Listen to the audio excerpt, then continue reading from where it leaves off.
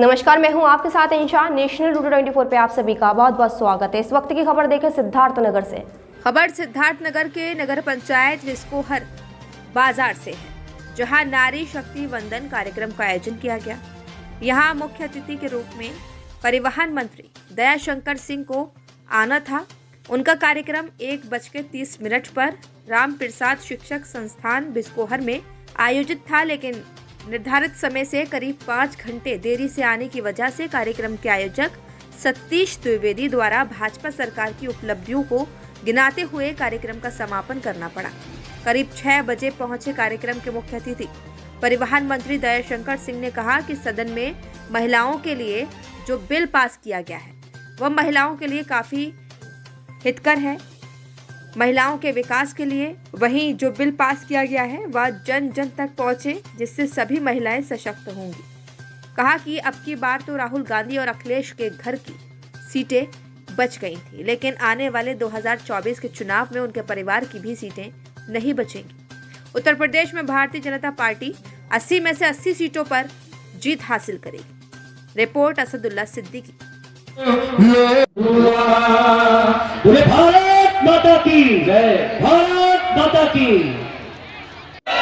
मोदी योगी जिंदाबाद, जिंदाबाद, जिंदाबाद। मोदी योगी चलाया जा रहा है, क्यों चलाया जा रहा है, इसका उद्देश्य क्या है? देखिए, दुनिया में भारत ऐसा पहला देश है जिसके यशस्वी प्रधानमंत्री आदरणीय नरेंद्र मोदी जी ने देश की लोकसभा में और सभी विधानसभाओं में महिलाओं को 33% आरक्षण दिया है। दुनिया की महिलाएं अपने अपने देशों में विधायिका में आरक्षण की मांग कर रही हैं, कहीं नहीं मिला। लेकिन ऐतिहासिक निर्णय लेते हुए आज़ादी के बाद की प्रतीक्षा, हमारी मातृशक्ति की प्रतीक्षा को पूरा करते हुए हमारे यशस्वी प्रधानमंत्री नरेंद्र मोदी जी ने देश की लोकसभा में और सभी प्रदेशों की विधानसभाओं में 33% महिला आरक्षण लागू किया है। अब महिलाएं अपने बारे में कानून बनाने में निर्णायक की भूमिका में होंगी।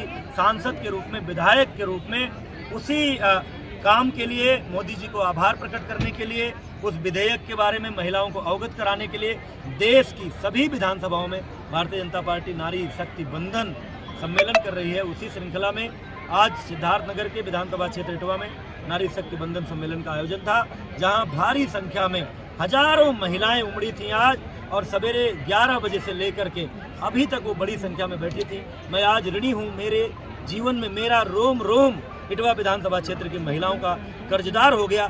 जिस तरह का स्नेह, जिस तरह का समर्पण, जिस तरह का समर्थन भारतीय जनता पार्टी मोदी योगी और सतीश द्विवेदी को क्षेत्र की महिलाओं ने आज दिया है, मैं उनके चरणों में हाथ जोड़कर सादर प्रणाम करता हूँ। ठीक जो है वंदन सम्मेलन भारतीय जनता पार्टी युद्ध स्तर पर चला रही है, इसका उद्देश्य क्या है? देखिए, इसका 2 उद्देश्य है कि जो नारी शक्ति के लिए, नारी के उत्थान के लिए, नारी के विकास के लिए भारतीय जनता पार्टी ने पिछले 9 वर्षों में जो कार्य किया है वो भी महिलाओं को बताना।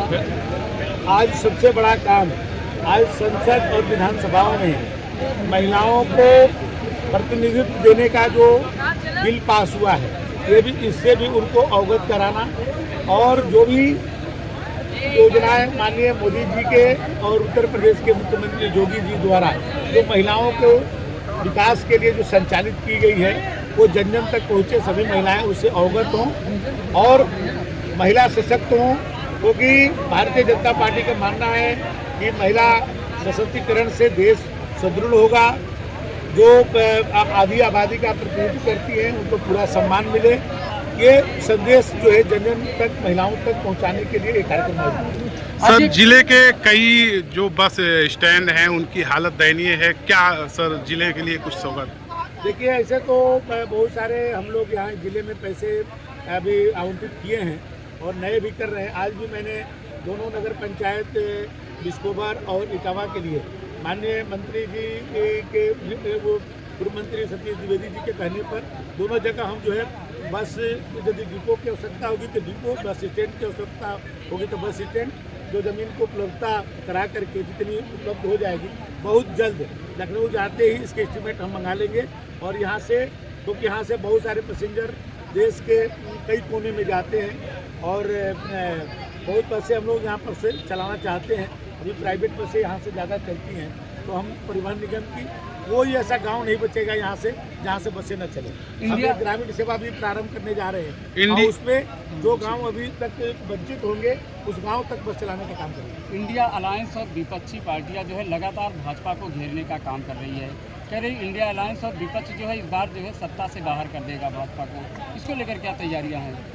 देखिए, मोदी जी ने जो काम किया है, मोदी जी भारत के मान सम्मान को पूरे दुनिया में जिस तरह से ऊंचा किया है, तो अभी तक तो मोदी जी की लहर को लोगों ने देखा है। इस बार मोदी जी की सुनामी बहेगी और उत्तर प्रदेश के बारे में मैं कह सकता हूं कि अखिलेश यादव जी और राहुल गांधी जी के परिवार की सीटें बच गई थी, इस बार वो भी सीटें नहीं बचने वाली है। 80 की 80 सीटें भारतीय जनता पार्टी जीतेगी।